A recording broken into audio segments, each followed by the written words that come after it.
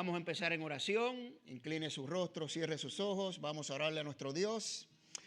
Bendito Padre Celestial, soberano Dios. Te damos tantas gracias, Señor, porque tú siempre has sido fiel con nosotros. Sí, Señor, alabado sea tu nombre, Señor, porque hasta aquí nos has traído, Señor, un día más de tu fidelidad, de tus misericordias nuevas, Señor, de tu sustento, de tu abrigo, de tu provisión, de tu protección y de tu cuidado, Señor, porque tú eres fiel a tus promesas y para siempre son todas tus misericordias. Lo creemos por fe, Señor. Sabemos que tú eres real, que tú eres verdad, Señor, que nosotros somos tus hijos y nos gozamos, Señor, nos gozamos en esta tarde, Señor, porque te vamos a rendir culto. Vamos a alabar, Señor, vamos a elevar nuestras voces, alzar nuestras voces para cantarte, Señor, y exaltar tu nombre, Señor. Pedimos que habites tú en medio de las alabanzas de tu pueblo, Señor, y que tu presencia se manifieste con poder en medio de ellas, Señor. Bendícenos, Señor, en esta noche. Bendícenos, Señor. Bendice a tu amada iglesia.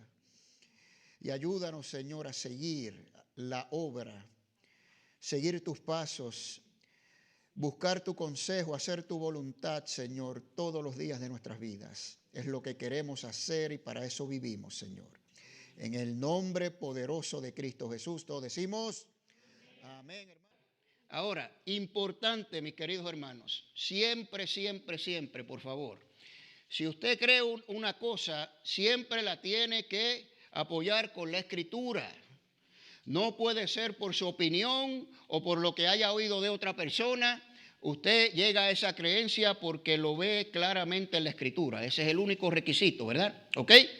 Bueno, pues lo que vamos a hacer rápidamente es, pues esto es, ya lo hemos dado en casi todas las sesiones, dimos esto, era el propósito de la epístola, para que se queden con esto, presentar al Hijo a Jesucristo como superior a todo lo anterior, a todas las revelaciones anteriores que Dios dio a través de la historia. Profetas, habló a los hombres de muchas maneras, de muchas formas, y hoy, dice el autor de Hebreos, nos ha hablado por el Hijo. Y hoy yo les digo que nos sigue hablando por el Hijo. Amén, hermanos. Así que esto aplica para nosotros hoy. ¿Y cómo lo aplicamos? Bueno, el Hijo es superior a todas las otras falsas doctrinas que usted sabe están por ahí como la arena del mar, ¿verdad? A todas las sectas, a todas las filosofías, a todas las creencias. El Hijo, nuestro Señor Jesucristo, es superior a todo eso. Amén. Entonces, el autor exhorta a su audiencia judía por este hecho, esta verdad, la superioridad del Hijo. Entonces, háganle caso al Hijo. Es obvio, ¿verdad? Si es superior, es lo mejor, es la verdad, pues vamos a escuchar lo que Él dice, ¿no? Y vamos a hacerle caso y vamos a rechazar todo lo otro. En este caso, es una audiencia judía que ha salido del judaísmo hacia el cristianismo, ¿verdad? Entonces, el autor dice, rechacen sus enseñanzas judías anteriores porque ya eso no es válido. El Hijo es superior a todas esas cosas, ¿no?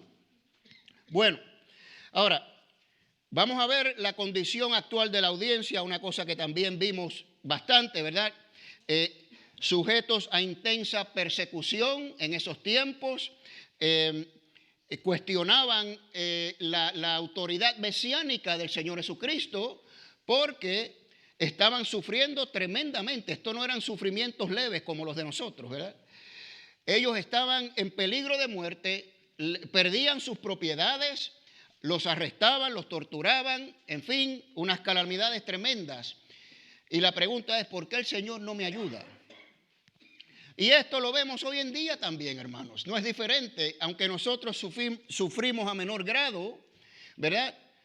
Siempre, yo lo he visto muchas veces, ¿por qué el Señor no me ayuda? ¿Dónde está mi Dios? Pues si yo le sirvo, ¿por qué no me resuelve este problema? Hacemos lo mismo lo hacemos nosotros, ¿verdad? Y yo les voy a dar la razón por la cual esto es así. ¿Ok? La razón es clara aquí en esta exposición del libro de Hebreos. Y como si fuera poco, habían otros judíos no creyentes incitándolos a volver al judaísmo, porque en el judaísmo no era perseguido. La gente que practicaba el judaísmo no los perseguían.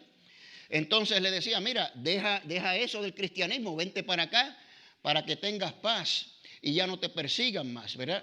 Entonces era una tentación tremenda para estas personas. Y el punto aquí es que buscaban la paz, buscaban la solución a sus problemas aquí en lo terrenal. No lo buscaban donde lo tenían que buscar, ¿verdad? Que es en lo celestial, ¿ok? Bueno, ok. Entonces esto lo vimos también bastante, ¿verdad? Superior a todo lo anterior. Y lo que vamos a concentrarnos hoy en este resumen son estas dos, las 6 y las 7. La supremacía del sumo sacerdocio de Cristo sobre el sumo sacerdocio de la orden levítica, ¿verdad? Los sumos sacerdotes terrenales, el sistema sacrificial instituido por Dios, ¿verdad? Bajo la ley, Jesucristo es superior, muy superior a todas esas cosas. Y como vimos, es superior en posición, o sea, es mayor, a mayor grado, y en el ministerio. Es decir, Jesucristo como sumo sacerdote, su ministerio como sumo sacerdote es superior al ministerio sacerdotal de los sumos sacerdotes terrenales. ¿Por qué? Porque es un nuevo pacto con mejores promesas, ¿verdad? Un mejor pacto, y Él, Jesucristo, es el mediador de ese nuevo pacto. Y lo otro es la superioridad de la suficiencia del sacrificio del Hijo. Es superior a los sacrificios que se hacían en el templo terrenal, ¿verdad? Muy superior el sacrificio del Hijo, ¿no? Y el concepto aquí es la singularidad del sacrificio de Cristo. Es decir, el Señor Jesucristo se sacrificó Él mismo y ese sacrificio es una vez o fue una vez y para siempre. Esto es importantísimo que nosotros lo entendamos, ¿ok? Una vez y para siempre. No va a volver a morir el Señor Jesucristo en una cruz, créanme, ¿ok? La suficiencia del sacrificio de Cristo fue así. Para siempre cubre los pecados de todos los hombres, de todos los tiempos. No importa, ¿verdad? Porque Él es infinito, Él es eterno, Él es todopoderoso, omnisciente, omnipotente, omnipresente. Pues su sangre cubre todos estos pecados, ¿ok? Mientras que los sacrificios terrenales eran temporales, ¿verdad? Todos los años se tenían que hacer, de hecho, todos los días, ¿verdad? Había sacrificios. Bueno, entonces, otro concepto, si se acuerdan, es que todo este modelo terrenal del sistema sacerdotal, del tabernáculo, de los sacrificios, ¿verdad? Del lugar santo, del lugar santísimo, son sombras o representaciones de lo celestial, ¿verdad? Eso nos lo dijo el autor de Hebreos, ¿no? Ahora, ya vimos la condición literal de la audiencia, ahora vamos a ver la condición espiritual de la audiencia. Y aquí es que vamos a empezar, ¿ok? ¿Cómo estaban estas personas espiritualmente? Eso lo vamos a ver aquí del capítulo 5, versículo 11 y el capítulo 6, ¿no? Y lo que está hablando el autor antes de llegar a esos pasajes es la superioridad del sumo sacerdocio de Cristo, ¿verdad? Él quiere decirle a su audiencia que Jesucristo es superior como sumo sacerdote, ¿verdad? Y entonces, en el versículo 11 del capítulo 5 dice, acerca de esto tenemos mucho que decir, pero difícil de explicar. Y aquí es que empieza la cosa, hermanos, ¿ok? Aquí es que empieza la cosa. El autor acaba de decir que Jesucristo es sacerdote según la orden de Melquisedec, ¿verdad? Un sacerdocio no de la orden de Aarón o de Leví, ¿verdad? Y le acaba de informar eso. Y después dice, pero acerca de esto tengo mucho que decir, pero es difícil de explicar, ¿ok? el objetivo del autor no es Melquisedec, ¿ok? No es presentar a Melquisedec. El objetivo es presentar a Cristo como sumo sacerdote superior, ¿ok? Bueno, ahora, tengo mucho que decir. La amplitud, ¿verdad? La cantidad de información en esa enseñanza es grande. Mucha información. Y si usted mira el libro de Hebreos, después que él hace esa pausa entre el capítulo 5 y 6, del capítulo 7 a la mitad del capítulo 10, es todo relacionado con el sumo sacerdocio del Señor. Así que sí era mucha información, ¿verdad? Tenía mucho que decir, difícil de explicar. Ahora, ¿por qué era difícil de explicar? Aquí mismo nos lo dice, porque os habéis hecho tardos para oír. Escuche bien, ¿ok? La razón por la cual era difícil de explicar, es decir, aquí la dificultad de este tema no era por el tema en sí, ni la extensión del tema, que era mucha, ¿verdad? Sino por la condición, escríbala ahí en su primera nota, espiritual. Por eso es que era difícil, hermanos, por la condición espiritual, ¿ok? Entonces, eso era la barrera que impedía que ellos entendieran estos temas más profundos, ¿ok? Y esto lo vamos a relacionar hoy. Esto es práctico para nosotros y aplica para nosotros, ¿ok? Y lo vamos a ver aquí en unos minutos, ¿no?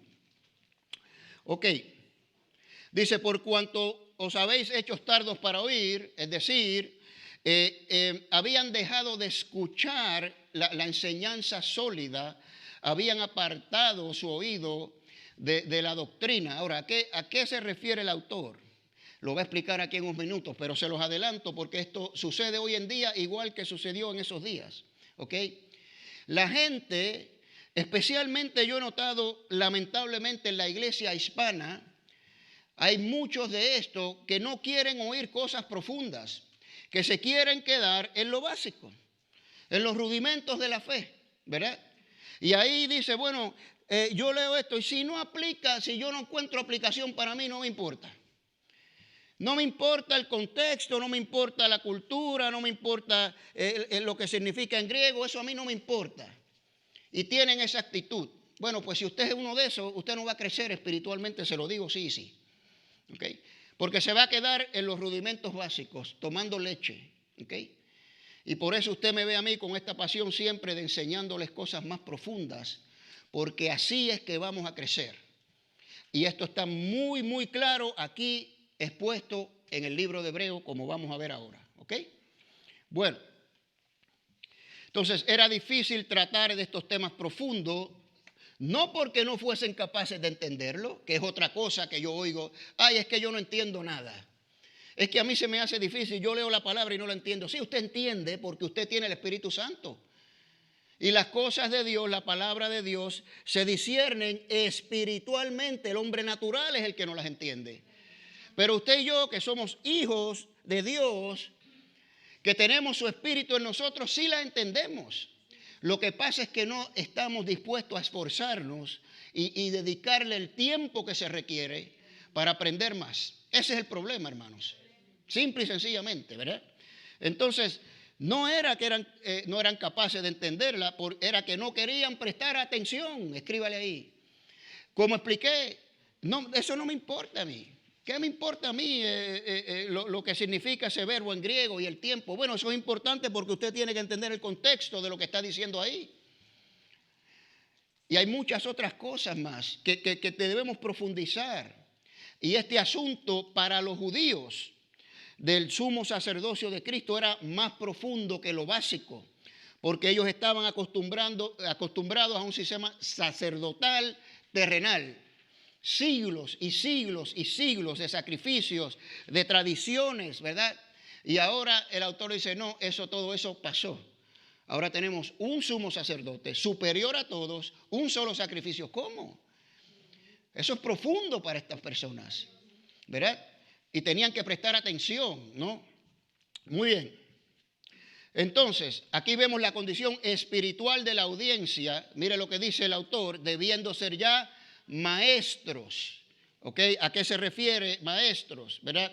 Bueno, esta palabra es algo general, ¿verdad? Algo genérico, y simplemente expresa la capacidad de cualquiera de nosotros, aquí los incluyo a todos ustedes, ¿verdad? De crecer espiritualmente al grado que podamos enseñarle a otra persona, simple y sencillamente, ¿verdad? Ahora, es una función general, no es un don de oficio, porque hay dones de pastores y maestros, como dice Efesios 4. En este caso no es así. Debiendo ser ya maestro es crezcan, maduren espiritualmente, háganse sabios en la palabra para que puedan enseñar a los que todavía están tomando leche. Y cualquiera de ustedes puede hacer eso, cualquiera, si le pone el esfuerzo y el empeño. ¿Ok?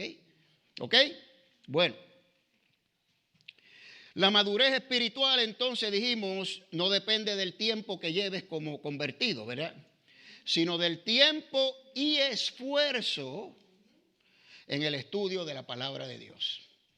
Por eso dije al principio, si usted se mantiene en la superficie, pues ahí se queda en la superficie. ¿Okay? Entonces, por eso es que nosotros aquí profundizamos, que nosotros explicamos, ¿verdad? Y entramos en cosas más profundas. Así que no se sienta inferior, ¿verdad? Y no se sienta que esto es muy alto, muy elevado. Esfuércese por aprender. No hay ninguna excusa hoy en día, mis amados hermanos, con la cantidad de información que tenemos disponible, ¿verdad? En cuanto a la palabra de Dios. Hay que tener cuidado porque hay muchos charlatanes por ahí, ¿verdad? Pero ahora con el internet y las redes sociales, usted puede educarse, ¿verdad? Aprender muchísimo más que antes, ¿verdad? 20, 30 años atrás, que había que leer y buscar libros, ¿verdad? Ahora con un botoncito usted busca. Así que pase tiempo escudriñando, estudiando, ¿verdad? Dedíquele un poquito al Señor todos los días, un poquito nada más. No tiene que ser horas y horas, ¿no? Y ya usted verá cómo va a crecer espiritualmente, ¿no? Bueno, a este grado de espiritualidad tan leve, ¿verdad? Le dimos en la descripción de infantilismo espiritual. Son infantiles espiritualmente. Eso lo dice el autor aquí, ¿verdad? Debiendo ser ya maestro, tienen necesidad de que os enseñes otra vez los rudimentos, ¿verdad? Los primeros rudimentos, los oráculos de Dios, ¿verdad? Son niños espirituales, son infantiles espirituales.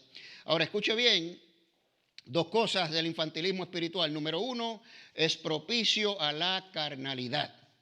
Y esto fue lo que expliqué al principio. Las personas que son espiritualmente infantiles están más propicios a actuar carnalmente. ¿Por qué? Bueno, porque son infantiles espiritualmente. ¿Usted ve la lógica de esto? Mientras más maduro usted esté en la fe, mientras más usted crezca en el espíritu, usted va a vivir más en el espíritu. ¿No es lógico eso para usted? ¿O soy yo el único que pienso eso? Claro, es lógico, hermanos, ¿verdad? Y sabemos que hay cristianos carnales, como dice Pablo. Entonces, esto es una cosa lógica, ¿verdad? Entonces, el creyente que es espiritual vive bajo la sujeción del Espíritu Santo, vive en el Espíritu, ¿verdad? ¿Verdad? Como dice Pablo en Romanos 8, ninguna condenación hay para los que están en Cristo Jesús, los que vivimos de acuerdo al Espíritu y no a la carne.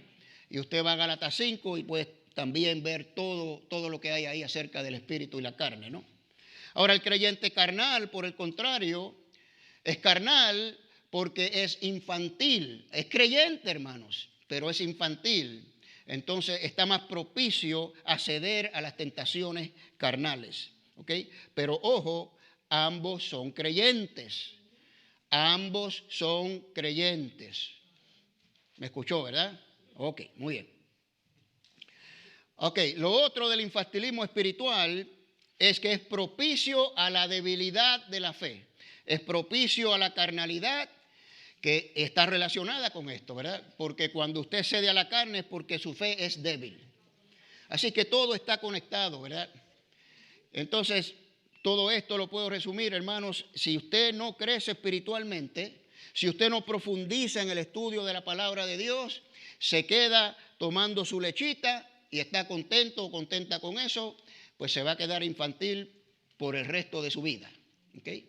No va a crecer espiritualmente. ¿Okay? Muy bien. Entonces, esto se refleja en la audiencia, porque él mismo le dice: debiendo ser ya maestro en razón de tiempo, tenéis necesidad de que alguien os enseñe otra vez los primeros rudimentos, los rudimentos básicos. Entonces, como es propicio a la carnalidad y a la debilidad de fe, pues ahí está el judaísmo llamándolo, y a esos infantiles, como no son maduros, pues estaban más tentados a irse de nuevo al judaísmo. Pero el que era maduro en la fe entendía perfectamente: yo para allá no voy, ¿verdad? Pero el que era infantil era tentado y dudaban, y este es el punto que quiero que piensen, ¿verdad? A los infantiles espirituales, ¿verdad? Lo que sucede es que empieza a llenarse nuestra mente de maquinaciones y dudas. Por eso mismo, porque somos niños espirituales. Al que es maduro en la fe, ¿verdad? Estas dudas van mermando, estas tentaciones, estas maquinaciones van pasando a medida que crecemos en la fe. Y mientras más maduros somos en la fe, y mientras más crecemos en el Espíritu y vivimos en el Espíritu, las dudas se van disipando, hermanos. Se van disipando, es lógico, ¿verdad? Entonces, es importante entender que este infantilismo espiritual da paso a la carnalidad, a la debilidad, a las dudas, a las maquinaciones. Dios existe, es verdad, resucitó el Señor. ¿Y por qué tantos problemas yo tengo? Y empezamos a pensar y a hacernos preguntas nosotros mismos, porque no hemos crecido en la fe. Y no hemos crecido porque no lo hemos dedicado tiempo al estudio de la palabra, hermanos. ¿Ok? Muy bien. Ahora, en el contexto inmediato, entonces, para el débil en la fe, el infantil, no había problemas. Mire cómo piensa el infantil, ¿ok? En el contexto de esta audiencia, pero lo podremos aplicar a nosotros también, ¿verdad? Bueno, yo no tengo problema en regresar al judaísmo. ¿Por qué? Porque los rudimentos de la fe, ¿verdad? Que los vamos a dar aquí en unos minutos, ¿verdad? Ellos pensaban, bueno, el bautismo, la resurrección, el juicio eterno, el arrepentimiento, la fe, todo eso lo practica el judaísmo. Todo eso. Entonces yo me voy al judaísmo y practico las mismas cosas. ¿Qué diferencia hay? El débil en la fe dice eso, el infantil dice eso, pero el maduro entiende la diferencia tremenda de la superioridad del hijo. El infantil no lo entiende, por eso dice: no se lo puedo explicar, porque ustedes son infantiles. Y el infantil va a ser más tentado a ir para allá, porque hay muchas cosas en común entre el judaísmo y el cristianismo. Bueno, ¿y nosotros qué? Pues le voy a decir cómo piensa el infantil hoy en día. Bueno, yo hice una oración de fe y le entregué mi vida al Señor Jesucristo, soy salvo, ¿verdad? Pues muy bien, soy salvo, ya tengo el cielo ganado. ¿Y qué si yo me voy al mundo y hago esta cosita? Y digo esta mentirita blanca, y hago esta trampita por aquí. Eso es una cosita, ¿verdad? Ahí insignificante, Dios no se va a molestar con eso. ¿Y qué tiene de malo yo vivir con mi pareja sin casarme? Eso es un papel, ¿verdad?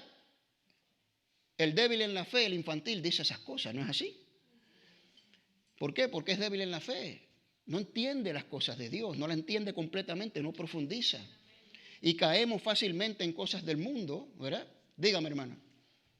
Pero cuando uno, no los quiero hacer reír, pero cuando uno, por ejemplo, pues la mente piensa algo, ¿verdad? No voy a decir qué, porque Ajá. no termino algo en mi mente.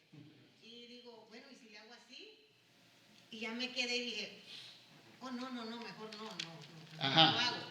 Ok, entonces, ¿soy débil en la fe o luego reaccioné? Entonces, no soy débil en la fe. Claro, o sea, la pregunta fue, ¿verdad? Si yo pienso algo, todos pensamos y maquinamos, puedo hacer esto, y de momento usted dice, no lo voy a hacer, no lo puedo hacer. Eso no es debilidad en la fe, eso es madurez. porque usted misma se ha dado cuenta de que no lo va a hacer, ¿verdad? El débil en la fe ni lo piensa, dice, vámonos, ¿verdad? Esto no está mal, ¿verdad? Esto no está mal. Y con toda esta cuestión, por ejemplo, en la sociedad de hoy de la identidad de género, pero si Dios los ama a ellos también, ¿qué tiene de malo que dos mujeres se casen? Si se aman. ¿Usted no ha oído eso por ahí? Esos son los débiles en la fe, hermanos. Porque cristianos dicen eso, déjeme decirle, ¿ok? Son débiles en la fe. Entonces, así es que se ve, ¿verdad? Y ahí en esa época se veía como que, ¿qué tiene de malo si yo me voy al judaísmo? ¿Verdad? Bueno, entonces para estos débiles regresar al judaísmo, ¿verdad? Presentaba una pregunta, inquietante pregunta, ¿verdad? Y es esta. Y aquí vamos a entrar en la primera polémica aquí, ¿verdad? ¿Perderemos nuestra salvación si regresamos al judaísmo? Esa es la polémica que tenemos frente de nosotros aquí en el capítulo 5 del versículo 11 y el capítulo 6, ¿no? Bueno, el autor responde enfáticamente responde el autor que es imposible perder la salvación, ¿verdad? Él reitera la doctrina de la seguridad de la salvación. Y ahí están los primeros 6 versículos del capítulo 6. Ok, entonces vamos a fluir esto. La idea central es la siguiente. El creyente no se debe quedar estancado, escríbale ahí, ¿verdad? En los rudimentos básicos de la fe, ¿verdad? Sino tiene que progresar y madurar a un claro entendimiento o discernimiento, como dice aquí, entre el bien y el mal. Le voy a leer el versículo 14 del capítulo 5. Dice, pero el alimento sólido es para los perfectos, los maduros, ¿verdad? Maduros de los que por práctica, tienen los sentidos ejercitados en el discernimiento del bien y del mal. Aquí es que aplicamos lo que acabo de explicar. El maduro entiende, contexto inmediato en esa época, yo no me voy para allá. Yo sé que eso está mal y yo no me voy. Discierne el bien y el mal. El débil no, como acabamos de explicar. Eso es lo primero que tenemos que entender. De ahí vamos a fluir, ¿no? Entonces, una vez progresamos a esta madurez espiritual, seremos capaces de ingerir más alimento sólido y progresar a una vida más práctica en el ejercicio de nuestra fe. No queremos ser hacedores de la palabra. ¿Sí o no? Pues para ser hacedores de la palabra usted tiene que ser maduro en la palabra. El infantil no puede ser hacedor de la palabra. Por lo menos no al grado de una persona madura. Usted se ve claro esto, ¿verdad?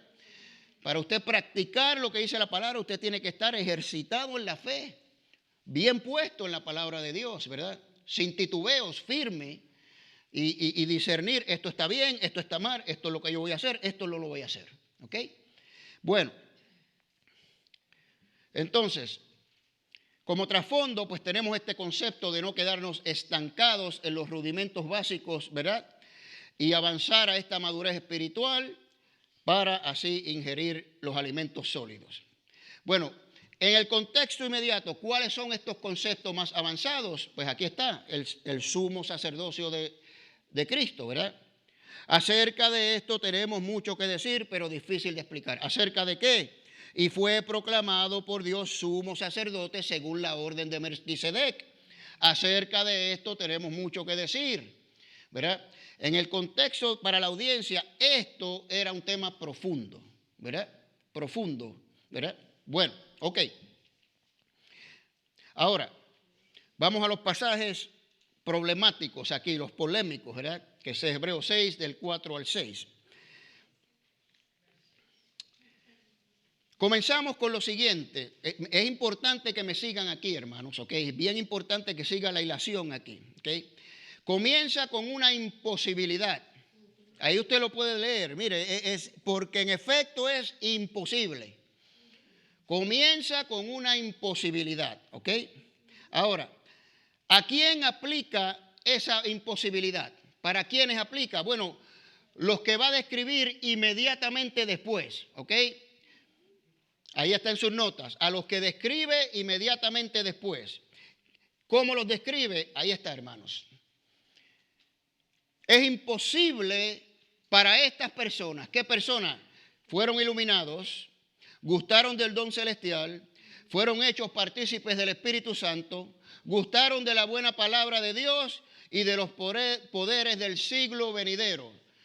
¿Quiénes son estos, hermanos? ¿Cómo los definimos en términos generales? Bueno, son infantiles, pero ¿quiénes son? Son creyentes, hermanos. Son creyentes. Fueron iluminados, gustaron del don celestial, fueron hechos partícipes del Espíritu Santo. ¿Son creyentes o no son creyentes? Es claro que son creyentes. No hay otra alternativa, ¿verdad? Son creyentes.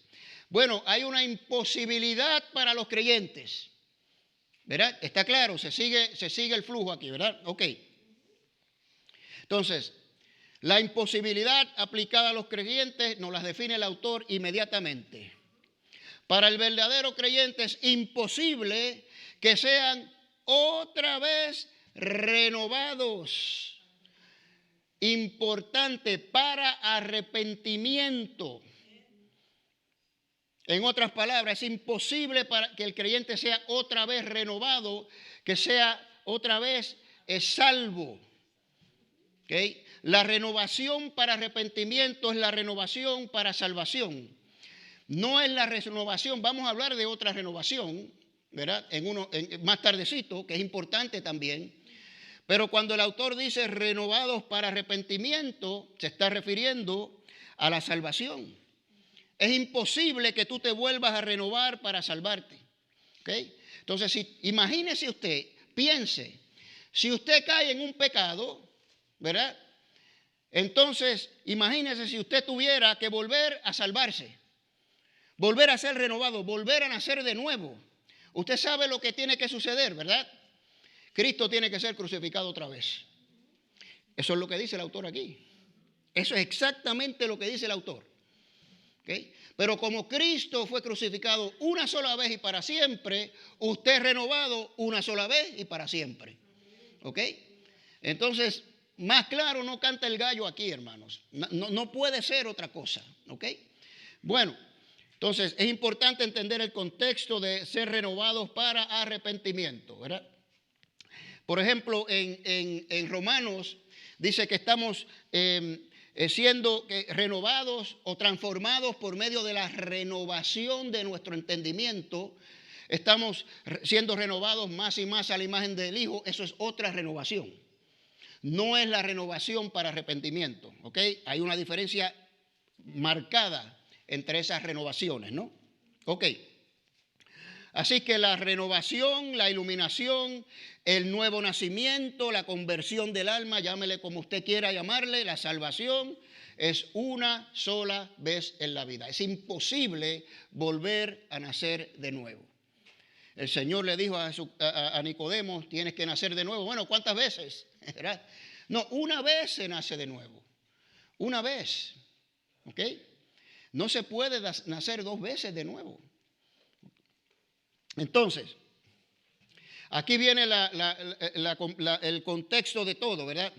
Si el sacrificio expiatorio en la cruz por el pecado se produjo una vez y para siempre, que es lo que precisamente nos dice el autor de Hebreos, entonces es imposible que vuelva a repetirse en ningún sentido y en ninguna extensión.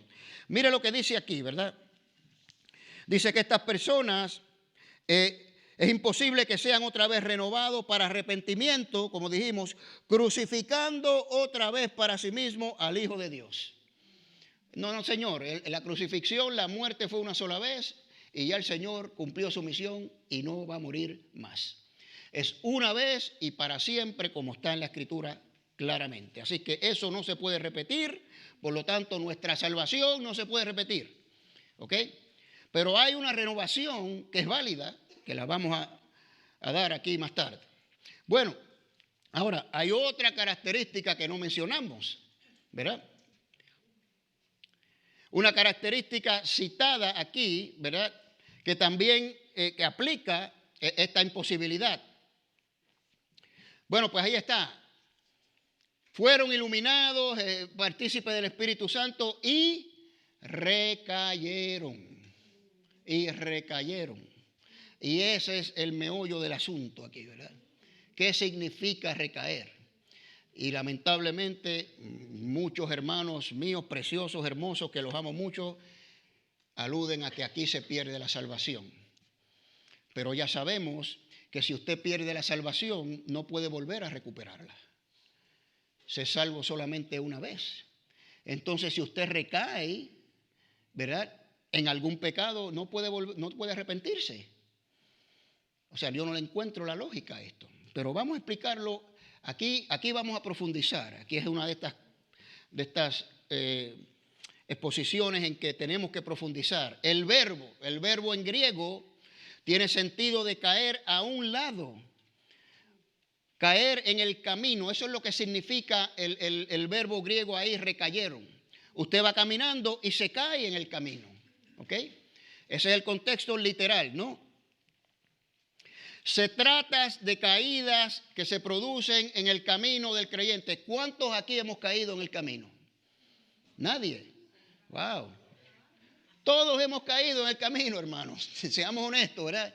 Todos nos hemos dado tremendos tropezones en nuestro caminar, ¿verdad que sí?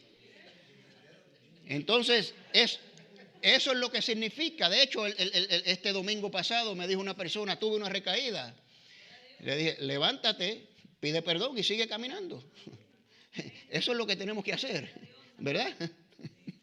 Entonces, los que están en el camino de salvación pueden tener caídas, ¿verdad? Como todos las hemos tenido. Pero no podemos caer en el sentido de perder el camino que es Cristo. Cristo es el camino. Vamos por la senda eterna, por el camino angosto, esforzándonos. Nos caemos, pero no nos caemos al grado que cuando nos levantemos no encontramos el camino, ¿verdad que no?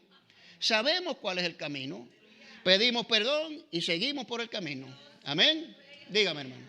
Y si en ese momento que caemos en un pecado grandísimo y ahí nos toca morirnos, ¿qué pasa? Bueno, vamos a hablar de eso. Me permite un tiempito. Me permite un tiempito porque precisamente eso lo vamos a ver más tardecito.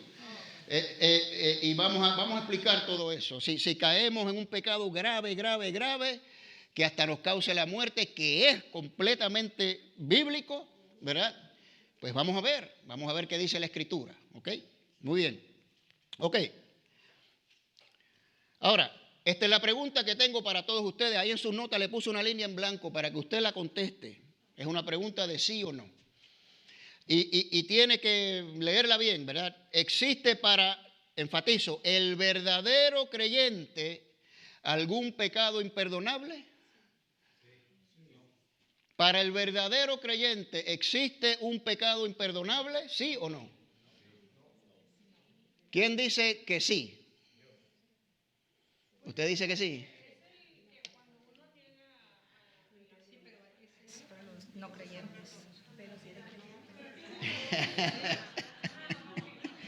Ya estamos viendo la polémica, ¿ok? Muy bien. ¿Usted tenía algo, hermano? ¿Para el verdadero creyente? ¿Perdón? ¿Para el verdadero creyente, dijo? El verdadero creyente. Bueno, el verdadero creyente es si es verdadero, pues Verdadero creyente. pues no tiene que blasfemarse. Ok. Si es verdadero creyente. No tiene que, ¿qué, perdón? Blasfemar. Ajá, bueno, ok. Bueno, ese es precisamente el reto. Por eso hice la pregunta. Ajá, por aquí, ¿quién más? Dígame. Bueno, yo pienso que un ejemplo es Judas, ¿no? Que estuvo con el Señor. Él creyó, estuvo con el Señor 3 años en su ministerio, pero al final él nunca creyó que Jesús era el Salvador. ¿Él nunca qué? Creyó. Exactamente. Pero aparentemente aparentaba. Ok. Vamos a hablar de todo eso. Muy bien. Ya usted ve el asunto, ¿verdad? En lo que mencionó el hermano Alfonso lo vamos a llamar meros profesantes. Gente que está en la iglesia y está ahí, ¿verdad? Y levantan las manos, pero no son, ¿verdad? Primera de Juan, salieron de nosotros porque no eran de nosotros, ¿verdad? Lo que dijo el hermano José y otros por ahí, ¿verdad? Blasfemar. Bueno, ¿verdaderamente puede un verdadero creyente blasfemar?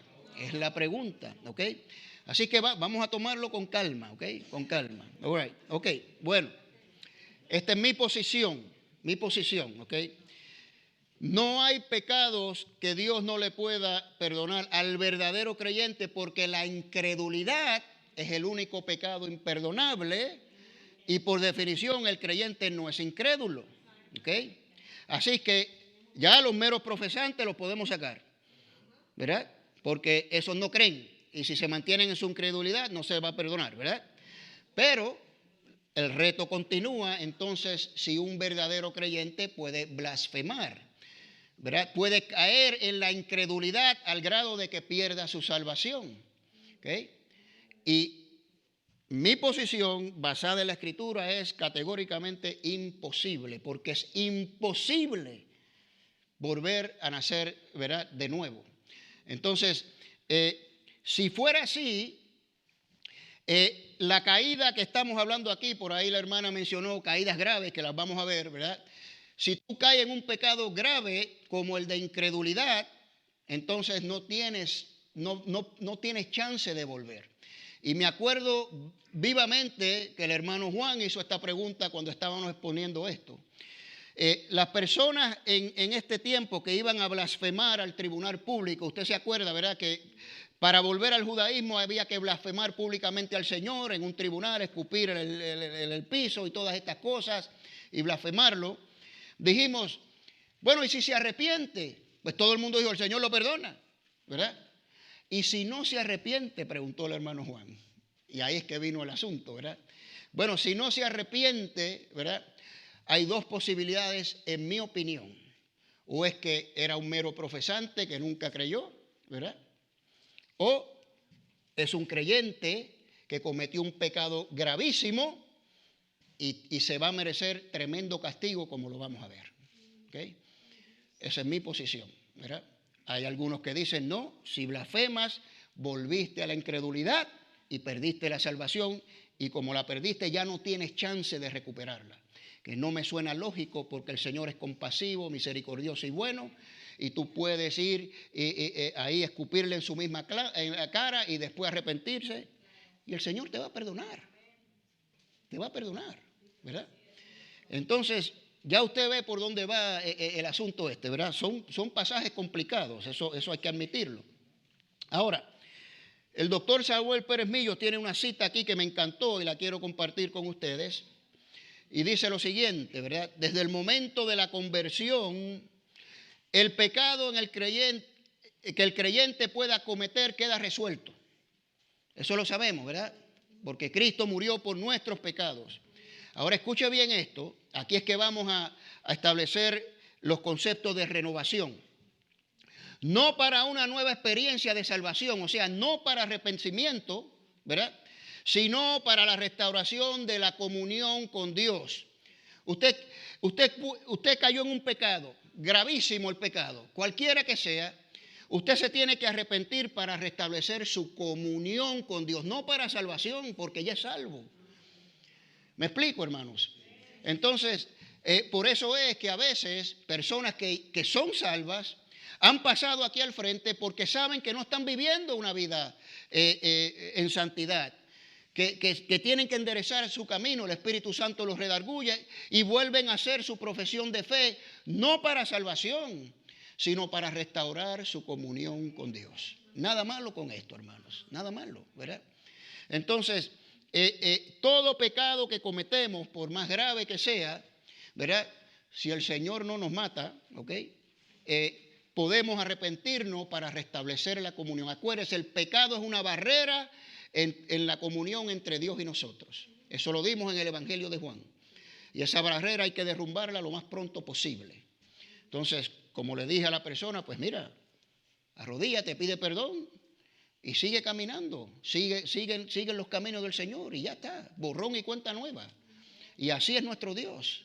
Bondadoso, misericordioso, que perdona la iniquidad y el pecado y guarda misericordias a millares. ¿No es así? Bueno, ok. Dios nunca nos va a llamar de nuevo a un arrepentimiento para salvación de la condenación eterna, hermanos. Ya eso Él lo hizo una vez. La palabra dice que seremos salvos, el aspecto futuro de la salvación. ¿Seremos salvos de qué? De la ira venidera. Bueno, ya. El Señor, no tenemos que volver a ser salvos de esa ira. Ya eso ocurre una sola vez. Ya estamos en lugares celestiales, ¿verdad? Mis ovejas oyen mi voz. Las ovejas que están en mi redil, nadie me las va a arrebatar. Dígame, hermano. Cuando nosotros pecamos, como dijo el hermano, un pecado grande, quizás no perdamos la salvación, pero sí, como dice ahí, para restaurar la comunión con Dios. Cuando pecamos así, tenemos un enemigo que viene y nos condena y nos hace sentir sucios y sí, Señor. Y todo, porque es cierto, el pecado que cometimos merece eso, pero la salvación no la perdemos quizá. El problema es que nosotros pensamos que sí la perdemos por lo que hicimos. El enemigo nos está condenando. Sí. El problema no es que Dios nos perdone, Dios nos perdona. El problema es que nosotros podamos creer en ese perdón, que nos perdonemos nosotros mismos.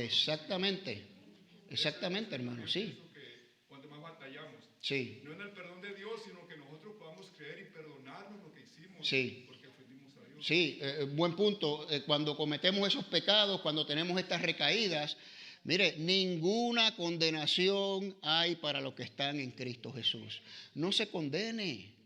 Es verdad que nos causa tristeza y ay, la regué otra vez. No, mire, levántese, pida perdón y confíe en las promesas del Señor que son sí, amén. Ya Él te perdonó. Primera de Juan dice, Él es fiel y justo para perdonar nuestros pecados y limpiarnos de toda maldad. Entonces no hay condenación, no se condene. Y el enemigo quiere darnos duro con esto, ¿verdad? Pero levántese en confianza, no se preocupe. El Señor lo perdona sí y sí. ¿Ok? Buen punto, hermano. Ok. Ahora, el autor de Hebreos nos dice que esto es precisamente la razón por la cual no debemos estar estancados en el rudimento básico. Y mire, uno de esos rudimentos básicos es, ahí está, arrepentimiento y de la fe en Dios. Nosotros somos salvos por gracia, por medio de la fe en Cristo, ¿verdad? Y nos tenemos que arrepentir de nuestros pecados, como dijo Pedro en Pentecostés, arrepiéntanse, bautícense, ¿verdad? Entonces, no se queden estancados, uno de esos rudimentos lo dice aquí, ¿verdad? No echando otra vez el fundamento del arrepentimiento de obras muertas y de la fe en Dios. Esos son rudimentos básicos. Y el autor le dice, no se queden ahí, recayeron. Mire, pida perdón y siga caminando. No va a volver a nacer de nuevo, Cristo no se va a volver a crucificar, no tiene que volver a ser salvo. ¿Ok? ¿Está claro esto, hermanos? Ok. Entonces, el fin de esto es para que no se queden estancados, progresen a la madurez, ¿verdad? No retrocedan al judaísmo, porque mientras más progresemos, menos probabilidad hay de retroceder.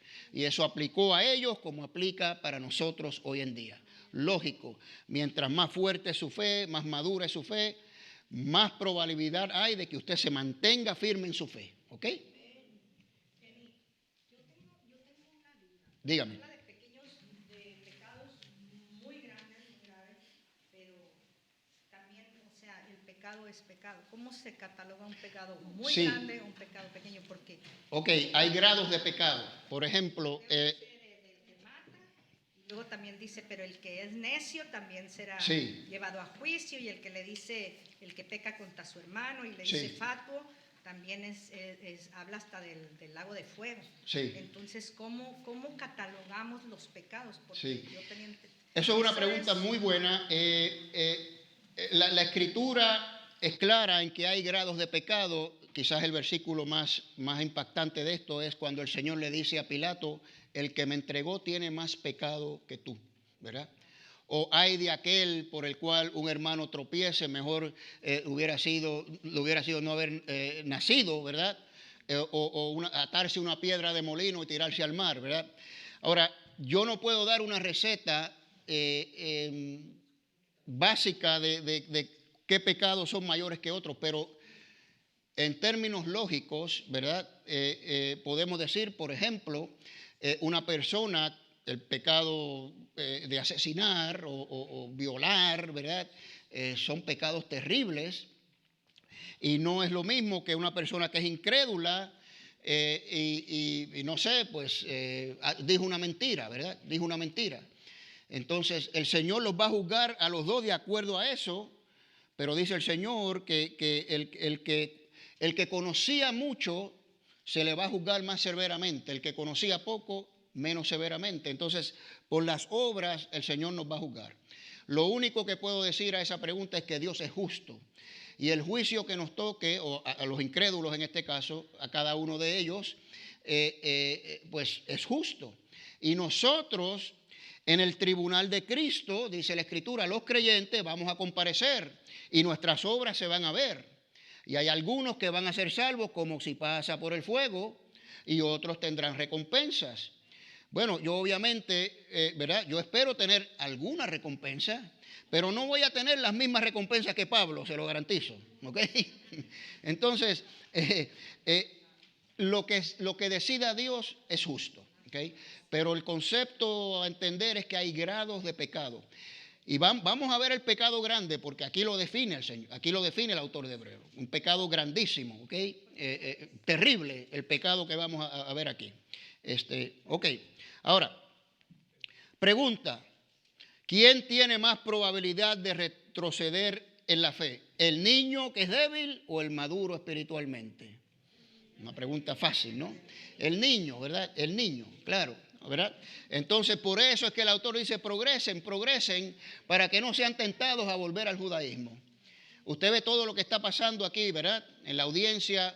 Y nosotros igual, progresemos, maduremos, afirmemos nuestra fe en la madurez, para apartarnos más y más del mundo y servirle más y más a Dios. ¿Ok? Bueno, entonces vamos a resumir aquí. No es posible entonces que un cristiano caiga de la gracia y pierda su salvación por alguna caída en el camino de la fe. Estamos en esta carrera y te diste un tropezón, ¿verdad? Pero no perdiste el camino. Tú te levantas y sigues corriendo en el camino. Por más grande o grave que sea, ¿verdad? Y esto es lo próximo que vamos a ver, porque es imposible que los que cayeron sean renovados otra vez. Eso es exactamente el concepto de aquí, ¿verdad? Si tú caes, entonces si verdaderamente caes, no puede ser renovado otra vez. La Escritura no dice eso en ningún sitio, ¿verdad? La única posibilidad, que es la que algunos de ustedes, ¿verdad?, preguntaron, y sí es un reto, es que si un creyente puede llegar a la blasfemia o a la incredulidad, ¿verdad? Esa es la única posibilidad. Y eso vamos a hablar en un momentito aquí. Ok. Ahora, mire esta analogía. Esto me encantó a mí, ¿verdad? Creo que el doctor Pérez Millos también dijo esto. Usted sabe que a veces nosotros pensamos, ay, si yo pudiera darle al tiempo atrás, ¿verdad? En mi caso, yo quisiera darle al tiempo atrás cuando tenía 15 años, ¿verdad? Y tomé aquella decisión ignorante de aceptar al Señor, que no sabía ni lo que estaba haciendo, ¿verdad? Y viví después como ateo por 18 años. Yo quisiera volver ahí y corregir toda mi vida, pero ¿puedo hacerlo? No puedo. Yo no puedo volver atrás en el tiempo. Bueno, de la misma manera, un creyente que es salvo no puede volver al arrepentimiento para salvación. Eso ocurre una sola vez. Escuche bien, no puede darse marcha atrás en el tiempo de la historia de su salvación personal. ¿Me entendió? Usted no puede darle el tiempo atrás y decir, yo quiero ser salvo otra vez. Imposible. Eso ocurre una sola vez. Como la historia de su vida, todos los eventos ocurren una sola vez y después el tiempo se fue y no lo recupera. ¿Ok? ¿Se entendió bien? Ok. Muy bien. Ok. Ahora vamos al capítulo 10. Entonces, aquí enfatiza la suficiencia del sacrificio de Cristo, la superioridad del sacrificio de Cristo comparado con los sacrificios terrenales del antiguo pacto. ¿Ok? En los otros capítulos era la superioridad del sumo sacerdocio y aquí del sacrificio. ¿Ok? Bueno. Entonces, siendo el sacrificio de Cristo totalmente suficiente, el autor les exhorta a la audiencia a mantenerse firmes en la fe, que conlleva entonces a unas responsabilidades que tenemos como creyentes. No es suficiente decir, bueno, yo estoy firme en la fe. Usted tiene que mostrar de la manera en que usted vive que usted es firme en la fe. Por los frutos los conocerán. ¿Okay? Simple y sencillo. Ok, entonces, ahora, después que le hace esta exhortación, hace una advertencia tremenda contra los creyentes que por su debilidad son niños, son infantiles, pecan, ojo, voluntariamente, blasfemando el nombre de Cristo públicamente, que era lo que se requería si querías volver al judaísmo. Y ese es el pecado grande, hermano. La blasfemia contra el Hijo, no contra el Espíritu Santo, contra el Hijo. El Señor dijo, toda blasfemia contra el Hijo será perdonada. Lo dijo el Señor Jesucristo, ¿verdad? Pero no contra el Espíritu Santo. Es decir, la incredulidad no va a ser perdonada, ¿verdad? Entonces, contexto inmediato aquí, pues aquella persona que iba y decía, yo me voy, no soporto esta persecución, yo quiero tener paz, busca la paz en lo terrenal y va y dice, yo me quiero volver al judaísmo, blasfema públicamente, pues una advertencia tremenda que le da el autor de Hebreos para los que hacen eso, ¿ok? Bueno, ahora la advertencia comienza, y ya tenemos que fluirlo, ¿verdad? Describiendo la bendición que tienen todos los creyentes, todos, ¿verdad? De entrar al lugar santísimo, versículos 19 y 20. Así que, hermanos, teniendo confianza para entrar en el lugar santísimo por la sangre de Jesús, la cual nos abrió un camino nuevo y vivo por medio del velo, esto es de su carne, ¿no? Ustedes saben que había un gran velo entre el lugar santo y el lugar santísimo del tabernáculo, del templo, y ese velo se rasgó cuando el Señor murió. Tenemos entrada gratis, hermanos, al lugar santísimo. Entonces él dice que con toda confianza nos podemos acercar ahí, ¿ok? Bueno, y así es que lo describe el autor. Ahora, esta bendición o privilegio, como usted le quiera llamar, ¿verdad?, exige que el creyente viva en santidad. Por su fruto los conocerá. Hay unas responsabilidades que nosotros tenemos que cumplir, ¿verdad? Claro, si vas a entrar al lugar santísimo, tienes que vivir en santidad. Sin santidad nadie verá lo dice el mismo autor de Hebreos aquí. ¿Ok? Entonces, ahora, ¿por qué la bendición es firme? Habla de la firmeza, la seguridad de esta bendición, ¿verdad? Bueno, porque el que la prometió, ¿verdad? Cumple siempre lo que promete, ¿no? El que la prometió, dice, fiel es el que la prometió. Y el Señor nos prometió entrada al lugar santísimo, acerquémonos con confianza. Y esto es sí y sí, porque fue nuestro Señor Jesucristo el que nos prometió esto, el que hizo posible esto, ¿verdad? Entonces, como resultado de esta bendición, de este privilegio de lo que hizo el Señor por nosotros, de nuestra transformación, el autor nos dice que ahora nosotros tenemos que comportarnos de cierta manera, ¿no? Ahora, específicamente menciona aquí amar a los hermanos y las buenas obras, versículos 24, y considerémonos los unos a los otros por estímulo del amor y de las buenas obras. ¿Ok? Ahora, el versículo 23 habla de la firmeza, dice, mantengamos sin fluctuar, firme la confesión de nuestra esperanza. Y esa palabra de esperanza ya sabemos que es la esperanza que no avergüenza, ¿verdad? La esperanza que tenemos que es sí y sí. Mantengamos esa esperanza firme, ¿verdad? Porque fiel es el que prometió, es sí y sí. Ahora, esto conlleva que nos amemos los unos a los otros, ¿verdad? Que nos dediquemos a las buenas obras y armonizamos aquí la escritura, que Dios ha preparado de antemano para nosotros desde antes de la fundación del mundo para que anduviésemos en ellas, ¿verdad? Entonces, y la otra es, no dejen de congregarse. Entonces, contexto inmediato, ¿qué estaba sucediendo? Esas personas débiles, muchos de ellos habían dejado las buenas obras, habían dejado de congregarse y participar en el amor de los hermanos, ¿verdad? Y aquellos, presumo yo que hubo personas que hicieron esto, blasfemaron, y cuando blasfemaron nunca volvieron a la congregación. Claro, no iban a volver, si por eso blasfemaron, para no volver, ¿verdad? Entonces, hay unas señales, unos frutos que indican que nosotros estamos firmes en la fe. Hermanos queridos, yo te digo, es una de las cosas más frustrantes para mí, como dije, no sé, en alguna ocasión, ¿verdad? Hace poco.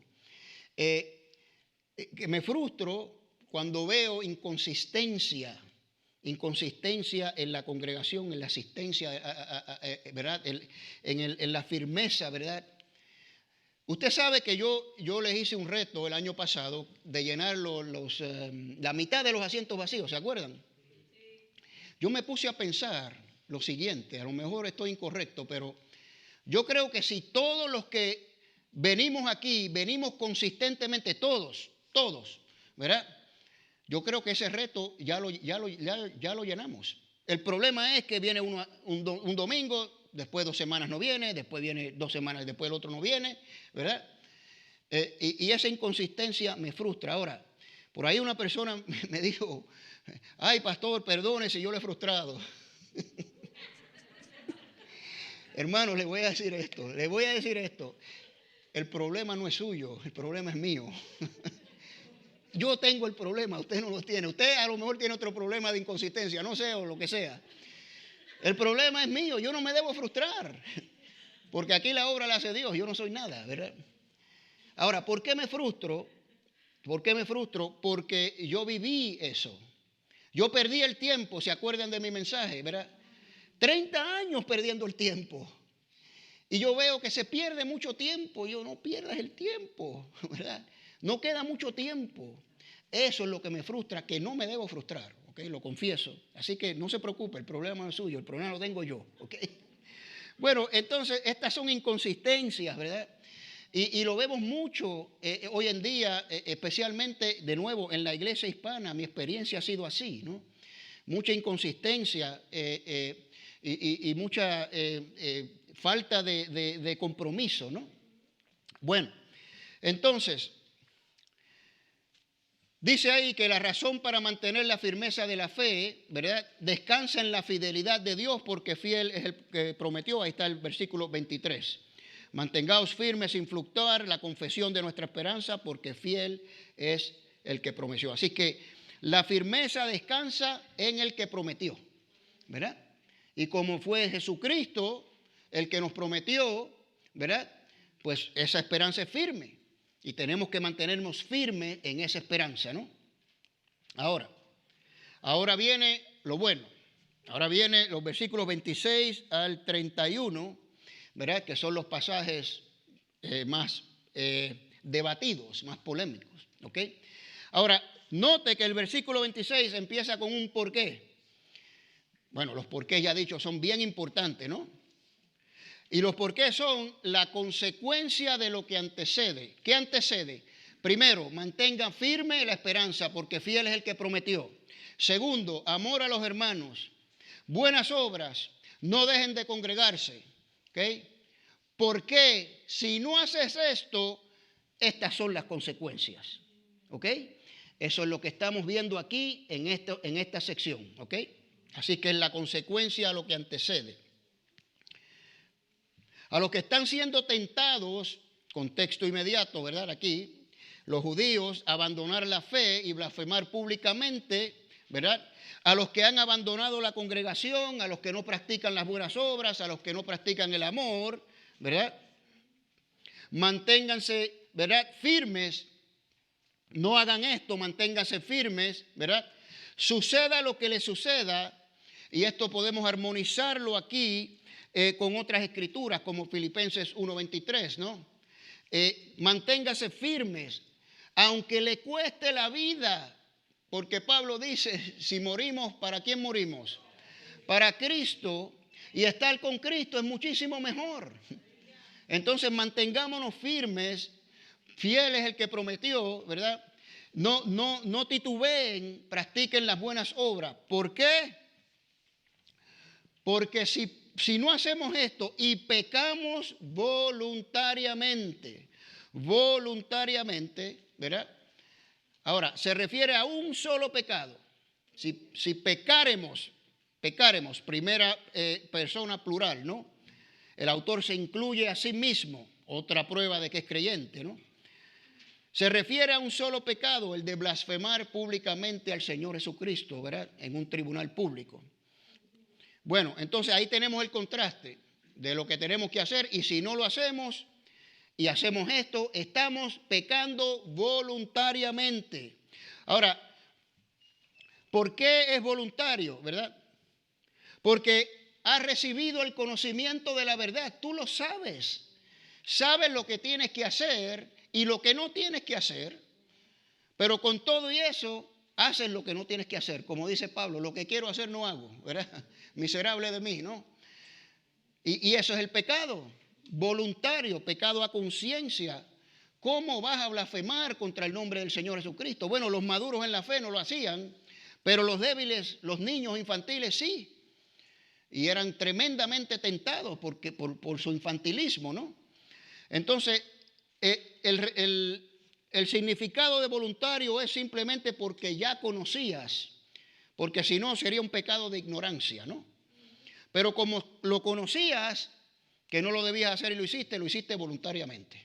A conciencia lo hiciste. ¿Ok? ¿Se entiende esto? Y esta es la clave, ¿verdad? Lo hiciste voluntariamente y dice, ya no queda más sacrificios por los pecados, ¿verdad? Si pecas voluntariamente, después de haber recibido la verdad, y el autor ya ha explicado por 10 capítulos y medio, aunque en ese tiempo no había capítulos ni versículos, ¿verdad?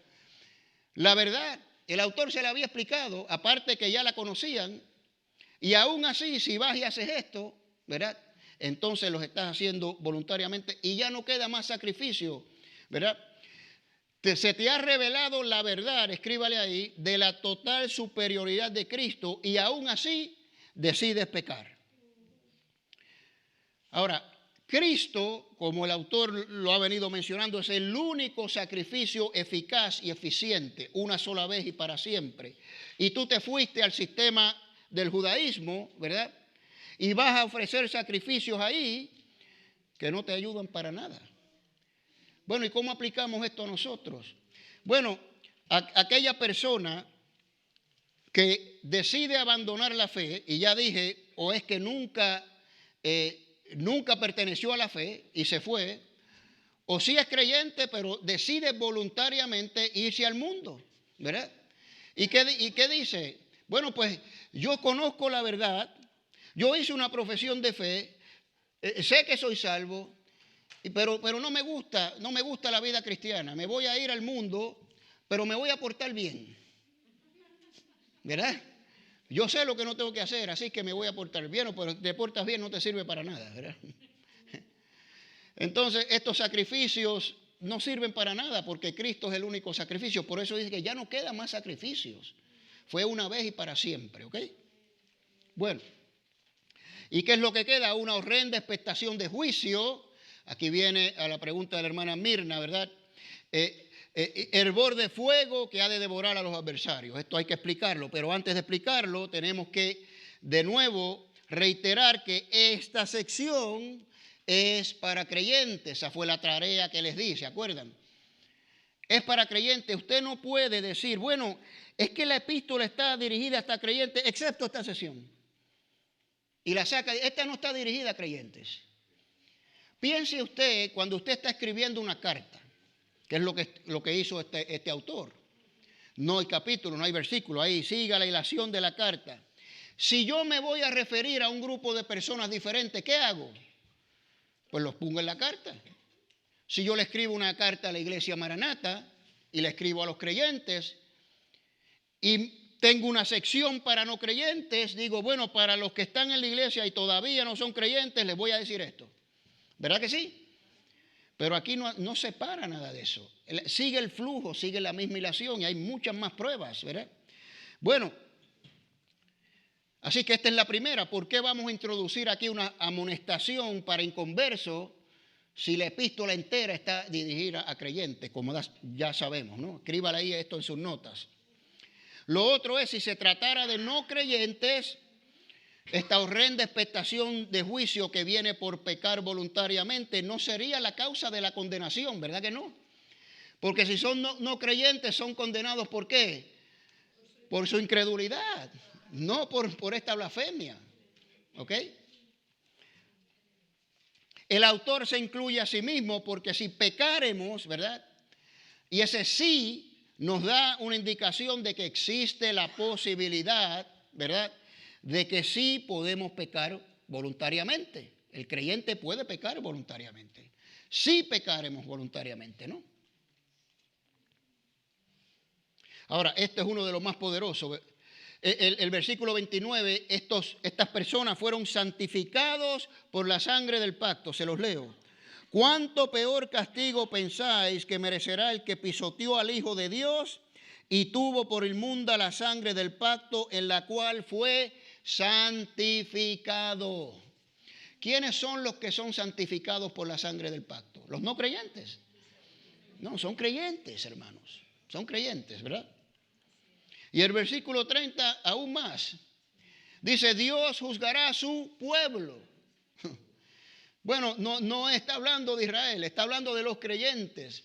Título reservado exclusivamente para los creyentes. Nación santa, pueblo escogido, ¿verdad? Real sacerdocio.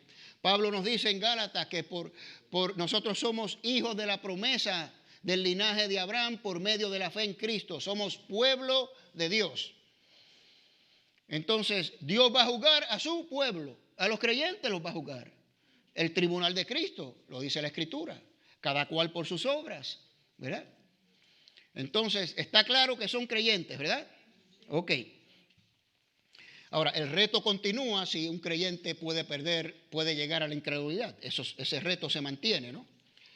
Ahora, entonces, aquí viene la pregunta. ¿Quedaría la posibilidad de que la salvación se pierda entonces? Si está hablando aquí de creyentes, si esta horrenda expectación de juicio es que va a perder la salvación. Bueno, pues les ofrezco mi posición basada en la Escritura y en todo lo que hemos dado, ¿verdad? El contexto de la carta de Hebreos y otras escrituras nos dice que no se puede perder la salvación. Ya lo vimos en Hebreos 6, ¿verdad? La imposibilidad de perder la salvación, que se salvó solo una sola vez. En Juan 10:27 el Señor nos dice que nadie podrá arrebatar a las ovejas verdaderas de su mano. ¿Ok? O sea, si estamos en el rebaño, nadie nos va a sacar de ahí, ¿verdad? Ahora, el reto es este. De hecho, los que adoptan la posición de que se pierde la salvación, admiten que la única manera es voluntariamente. Voluntariamente, que tú decides por tu voluntad, no quiero más. Y eso puede suceder, pero mi posición es, si te fuiste, nunca estuviste. Si te fuiste, nunca estuviste. ¿Ok? El Señor no va a dejar que eso suceda. Esa es mi posición, ¿no? Aquí en Hebreos 10 lo hemos visto, ¿verdad? Que fueron santificados, ¿verdad? Estas personas fueron santificados por la sangre del pacto, ¿verdad? Y es una vez y para siempre esta santificación, ¿no? Ahora, ¿qué es la horrenda expectación del juicio y ardor de fuego? Aquí viene la pregunta de la hermana Mirna. Es un pecado gravísimo. Usted está ahí en un tribunal público escupiendo en la tierra al Señor y blasfemando y todo el mundo gritando y riéndose y usted participando de este espectáculo, ¿no? Es un pecado grave, podemos decir, ¿no es así? Entonces, ¿qué es lo que le espera? Pues un castigo de Dios. Lo dice claramente aquí. ¿Cuánto peor castigo? Es un castigo de Dios. Esa es la horrenda expectación de juicio, ¿no? Así que tú has conocido la verdad, sabes que Jesucristo es superior, es suficiente, ¿verdad? Y voluntariamente dice, no Señor, ¿verdad? Eres creyente, pues te va a tocar tremendo castigo. ¿Ok? Y usted sabe, si usted sigue la hilación, por eso esta carta es tan preciosa, porque después de ahí, en el capítulo 11, vuelve y les exhorta, mire, tenemos héroes de la fe. Sigan el ejemplo de esos héroes de la fe, que no vieron la promesa, que sufrieron igual que ustedes y se mantuvieron firmes. Y después habla de ¿qué? De la disciplina, capítulo 12, ¿verdad? Todo conecta, hermano. Es todo un pensamiento en esta epístola. Entonces, este juicio, este castigo de Dios, en el sentido es que se van a ser disciplinados. ¿Por qué? Porque el Señor los ama. Blasfemaron contra Él, no importa, el Señor los ama. Y azota a todo aquel que recibe por hijo, escuche bien, para que participemos de su santidad. No es para condenación, hermanos. Es para que participemos de su santidad. Por eso viene la disciplina. ¿Ok? Bueno, ahora, aquí hay un par de cositas más. Entonces, Dios tiene hijos que en ocasiones se rebelan y tienen que ser disciplinados. Eso está claro en la Escritura. Y el objetivo es purificarlos, restablecer la comunión, ¿se acuerdan? Renovarlos para comunión, ¿no? Y así participen de su santidad. ¿Ok? Bueno. Ahora, aquí viene el versículo que para mí denota qué le va a pasar a estas personas si no se arrepienten, ¿verdad? Dice, ¿cuánto mayor castigo? Y compara lo que sucedía con el que violaba la ley de Moisés. Versículos 28. El que viola la ley de Moisés por el testimonio de 2 o 3 testigos muere irremisiblemente. Contraste, ¿cuánto mayor castigo va a pasar el que comete esta blasfemia? O sea, ¿cuánto más se merece la muerte esta persona? Si en la ley de Moisés se merecía la muerte por estas cositas, ¿cuánto más se merece la muerte el que pisotea al nombre del Hijo? Ese es el contexto aquí. Así que yo estoy aquí en la posición de que cuánto más morirán aquellos que pisotean la sangre del Hijo si no se arrepienten. ¿Ok? Y esto pues va a la pregunta del hermano Juan. ¿Qué pasa si no se arrepienten y son verdaderos creyentes? Bueno, pues el Señor los va a matar, hermanos. Los va a matar. Tenemos ejemplos en la Escritura. Primera de Corintios 11. Aquellos que tomaban la Santa Cena indignamente, débiles, enfermos y muchos han muerto. Porque tomar la Santa Cena indignamente es blasfemia contra el Hijo, ¿verdad? Primera de Corintios 5, aquel hombre cometiendo incesto con una relación con la mujer de su padre, su madrastra, ¿verdad? ¿Qué dice Pablo de este hombre? ¿Usted se acuerda? Sí. ¿Qué dice Pablo? ¿A quién? A Satanás. ¿Para qué? Para que se arrepienta. Se lo entreguen a Satanás para que Satanás lo mate, pero se salve su alma. Eso es lo que dice Pablo. Pues ahí está la contestación, hermanos. Es lo mejor que le puedo explicar. Primera de Juan 5 nos dice que hay un pecado de muerte. ¿Verdad que sí? Hay un pecado de muerte. Hay un pecado que nos lleva a la muerte. Y el Señor tiene el derecho de quitarle la vida a uno de sus hijos creyentes porque está rebelde, no se arrepiente. El Señor conoce y ya sabe su omnisciencia, este no se va a arrepentir, mejor lo quito para que no sea condenado por el mundo, dice la Escritura. Y eso es lo que estamos viendo aquí, hermanos. ¿Ok? Así que yo creo que está bastante claro. Tenemos también aquellos creyentes que van a ser salvos como quien pasa por el fuego. Ahí está en Primera de Corintios, porque sus obras, ¿verdad?, se quemaron. Ahí vamos a ser juzgados, son hojarasca, madera, ¿verdad?, heno, y se quemaron. No tuvo frutos.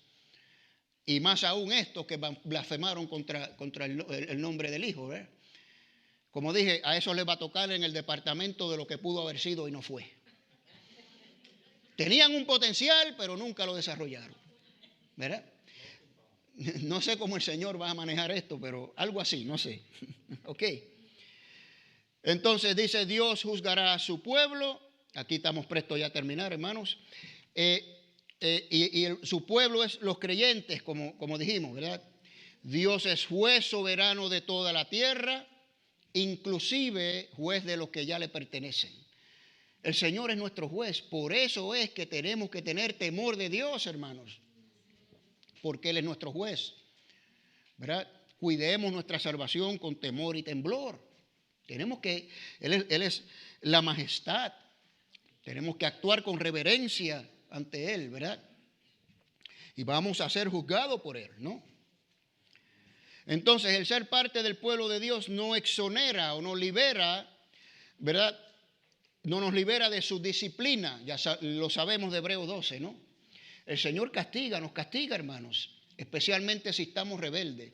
Esto no se predica mucho hoy en día, hermanos, no se predica, pero estamos viendo que es una verdad bíblica, ¿verdad? Y hay que predicarlo. Si usted no está en los caminos del Señor y usted es hijo o hija del Señor, el Señor lo va a corregir. Y a veces nos da fuerte también, ¿verdad? Bueno. Entonces los últimos versículos nos remueven toda duda de que estas personas eran creyentes. Mire, pero traed a la memoria los días antiguos en los cuales, habiendo, escuche bien, sido iluminados, soportáis una gran lucha de padecimiento. Ese es el versículo 32. Pero son las mismas personas que en los versículos anteriores, ¿verdad que sí? Traéis a la memoria los días de antaño cuando ustedes, siendo iluminados, participaban de todas las buenas obras. Entonces son creyentes, ¿no? Bueno, y aquí esta cita en Judas me encantó, ¿verdad? La encontré buscando otras cosas y me topé con esto. Mire lo que dice. Y aquel que es poderoso para guardaros sin caída. O sea, el Señor no nos va a dejar caer al grado de perdernos. Nosotros nos caemos y nosotros nos podemos levantar por el poder del Espíritu Santo, pero Él nos guarda de la caída, de no perdernos en el camino, ¿no? Mira, ¿para qué? Para presentarnos sin mancha delante de su gloria. O sea, Él nos va a guardar. No vamos a perder la salvación una vez estemos en su redil, hermanos, porque Él es poderoso para guardaros, ¿verdad? Dios es poderoso para guardarnos de caer fuera de su gracia. Eso es lo que significa este pasaje de Judas, ¿no? Ninguna condenación hay para los que están en Cristo Jesús. Pero si retrocedes voluntariamente, en este caso, blasfemando el nombre de aquel que te santificó por su sangre, serás destruidos. Si no te arrepientes, serás destruidos a muerte, ¿verdad? Y no vas a recibir recompensa. Ahora, aquí habla de la recompensa. Versículo 35. No perdáis pues vuestra confianza, la cual tiene gran recompensa. Si pierdes la confianza, si blasfemas, pierdes la recompensa. ¿Ok? Y serás salvo como quien pasa por el fuego, ¿no? Pero al final el autor dice una cosa tremenda. Pero nosotros no somos de los que retrocedemos. Es una exhortación a su audiencia. No retrocedan porque nosotros no somos de esos. Conocemos la verdad y estamos firmes en esa verdad. Amén, hermanos. Los hermanos de la alabanza pueden subir. Vamos a cerrar en oración. Con esto hemos terminado el libro de Hebreos. Y para la próxima ocasión estaremos dando una introducción a nuestro estudio de escatología. ¿Saben lo que es escatología? ¿El qué? El estudio de los últimos tiempos, exactamente.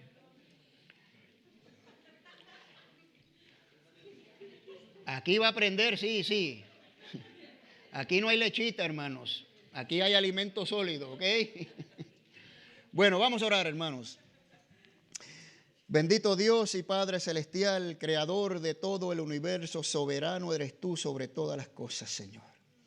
Tú eres el juez soberano, Señor, que disciplinas inclusive a tus hijos porque nos amas, Señor. Nos disciplinas para que participemos de tu santidad, porque sin santidad no podemos verte, Señor. Nos disciplinas, Señor, porque tienes un amor tan grande y quieres que actuemos, Señor, con dignidad de ser tus hijos, de representarte aquí dignamente en la tierra, Señor, de proclamar tu nombre, mostrar tu luz, Señor. Gracias, Señor. Gracias porque nos disciplinas. Gracias porque nos amas. Gracias por estas revelaciones y más que nada, Señor, gracias por la seguridad de tu salvación. Gracias, Señor. Entendemos que estamos seguros en el redil, pero esto no es para que vivamos en libertinaje, Señor. Esto no es para que vivamos con el mundo, sino al contrario, para que progresemos más y más profundamente en el conocimiento tuyo, de tu persona, Señor. Para que maduremos en la fe, procedamos, Señor, a crecer espiritualmente y así nos mantengamos más firmes y así brillemos tu luz más intensamente, Señor. Ayúdanos, Señor Jesucristo. Ayúdanos a no tener caídas en el camino, Señor. Y si caemos, levántanos, Señor, sabiendo fielmente que tú nos perdonas y nos limpias de toda maldad, Señor. Por eso te damos la gloria siempre, te damos la honra siempre. En el nombre poderoso de nuestro Señor Jesucristo, el que derramó su sangre, la sangre del pacto por la cual fuimos santificados todos nosotros. En ese nombre hemos orado todas estas cosas. Todos decimos amén, mis amados. Vamos a ponernos de pie y alabar a nuestro Dios.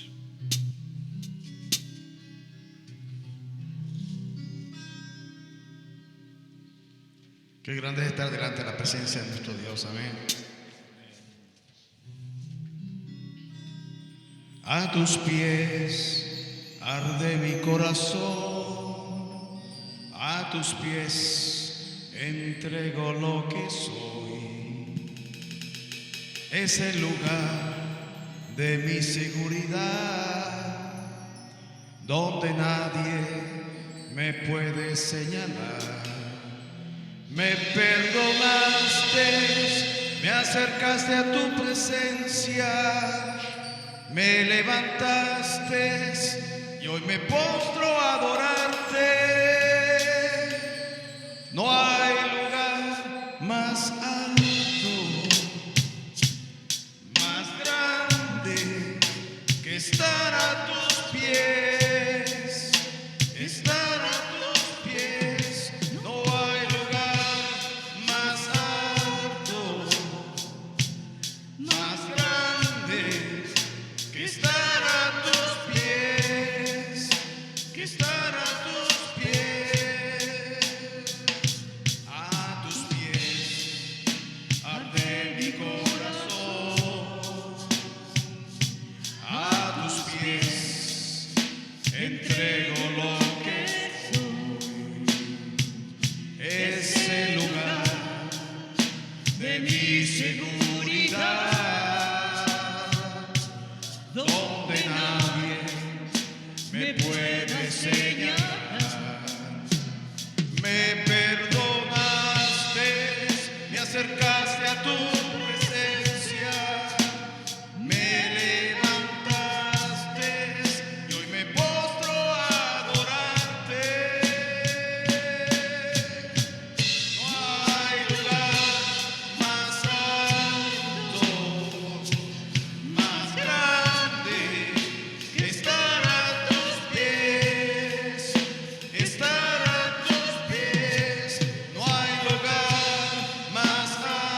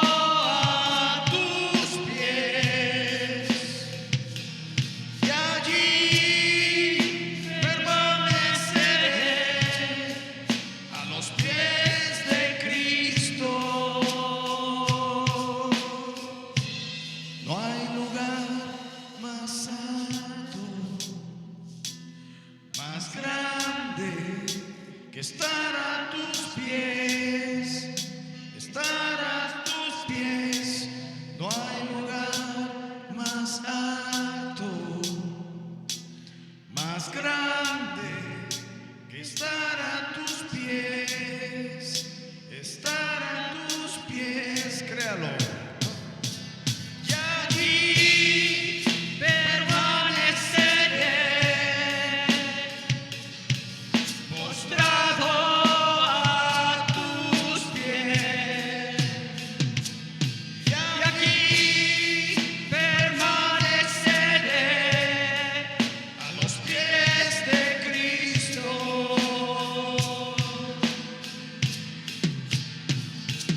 Y allí permaneceré, postrado a tus pies. Y allí permaneceré a los pies de Cristo.